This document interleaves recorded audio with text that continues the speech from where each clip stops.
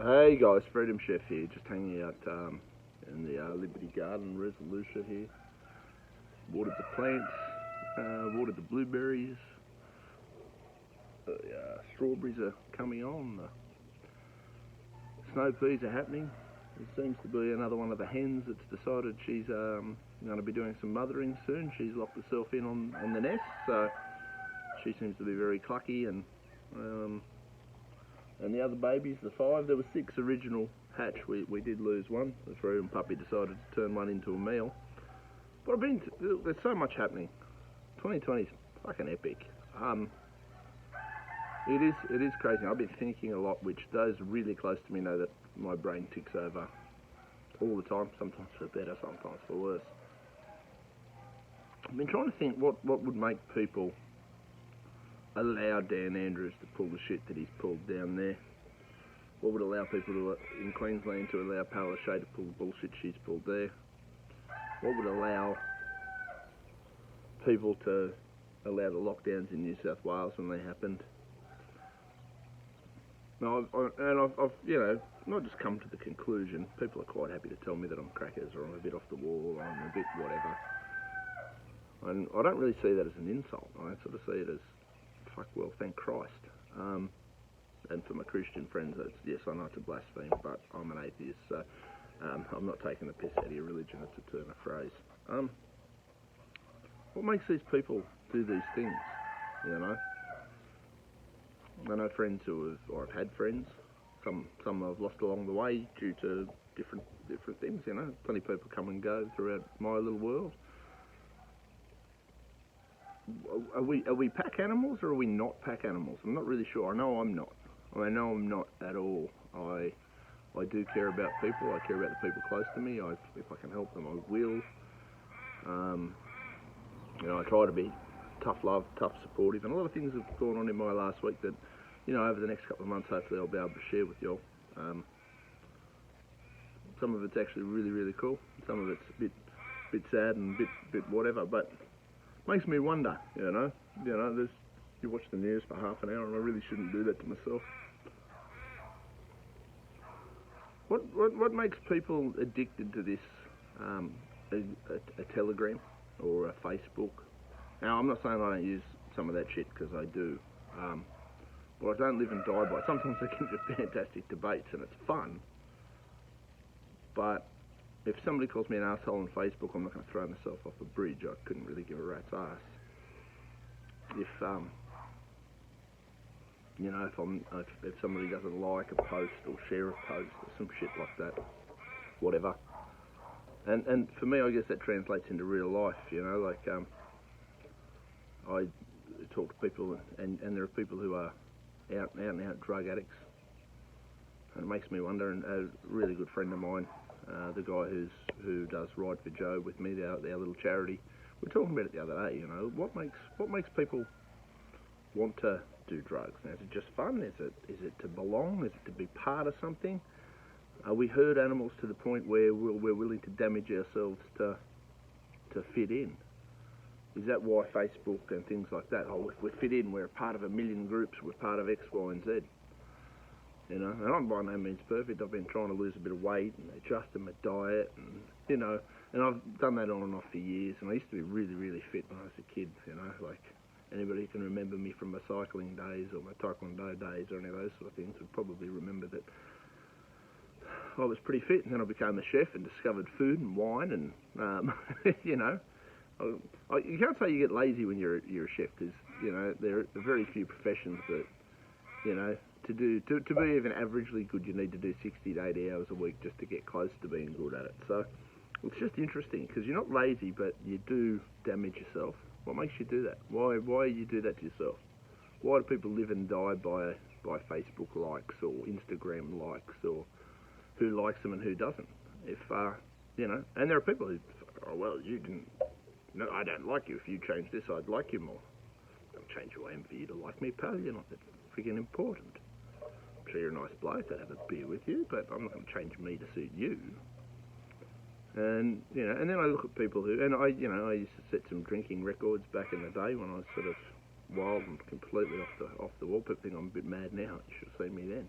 was alcohol fueled, I did think I was Stone Cold Steve Austin. You know, and I did some things that I don't say I regret, because you know what, it's part of your life, it's part of your makeup. You do good things, you do bad things. Do you learn from them? As long as you learn stuff from them and modify accordingly, I think that's all right. You know, if you do stuff that's stupid and you don't learn from it, well, you probably should regret it. You know, you're not getting it through your head. And this isn't to be a pontificating prick or a judgmental ass. I'm just trying to, you know, there's a lot of people in my life that have had some really interesting struggles lately, and I care about them. I actually give a shit about them. You know, if I could save them from themselves, I would, but I can't. And I've learned that over the years, where I've tried to help people who don't want to be helped. And in the end, when you try and do that, you're an arsehole no matter what. So you try and do the right thing by somebody, and it goes tits up, and you sort of sit there and you're scratching your head, going, well, hang on a minute, I tried to do everything I could for you. And in the end, it hurts me or you, you know, the person doing helping more than it does the person who probably doesn't really deserve or want the help that you think you're doing. And it's hard, because people get burned along the way, and you're not trying to burn anybody. People who I try to burn know I'm burning them, because I'm pretty public about burning them. I'll get stuck straight into it. I don't know. Are we pack animals? What do you guys reckon? Are we really that insecure as individuals that we need to sign up for all this nonsense? Do we need to modify our whole life so more people like us, or should we really just be who we are and try to be the best versions of ourselves as possible? And if it happens that you lose people along the way, do you lose them for better or for worse? In most cases, I think it's better. If they don't want to be there, or they don't want to modify, well, are you really losing anything out? You know? Is it worth having toxic people in your life for a feeling of being a part of something? Do you really want to be a part of something shit rather than be strong and independent on your own? I don't know. That's my big question for the day. I've been thinking about it for about, I don't know, a day and a half, 2 days, pretty seriously. It's, you know, I weigh up all the lockdown stuff, and I weigh up some of the personal battles friends of mine are having, and family, you know, things they're going through, and just shit, you know. Are we really all that reliant on other people to exist? And if so, is that a positive? Is it a negative? Should we be teaching our kids how to be stronger, more resilient, more independent at a younger age? You know, I mean, look, I'm fairly confident that every kid wins a trophy. Mantra backfired terribly. We're all the same, we're all equal. Well, we're not. Some people work harder than others. Some people are more talented than others.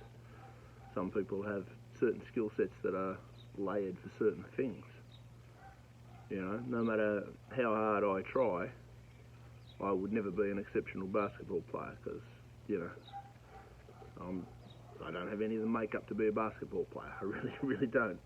Or a tennis player, for that matter. I used to go right on a push bike, and used to go right in a couple of other areas, but for me to turn around and say, well, I should be an NBA player because I have no skills or ability, but we're all the same, would be complete nonsense. Absolute nonsense.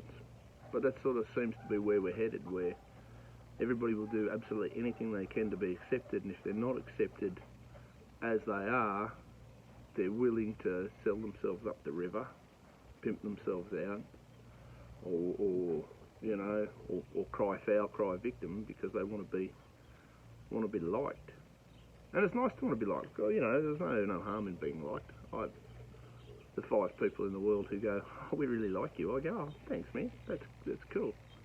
But for the 50,000 people who go, you're such a bastard, how dare you say these things, I think to myself, you know, I sleep really good at night knowing who I am and what I stand for, and, you know, the mistakes that I make, which there are plenty. I very rarely regret the mistakes that I make, and I haven't made very many that I sit there and go, shit, that was the worst thing ever.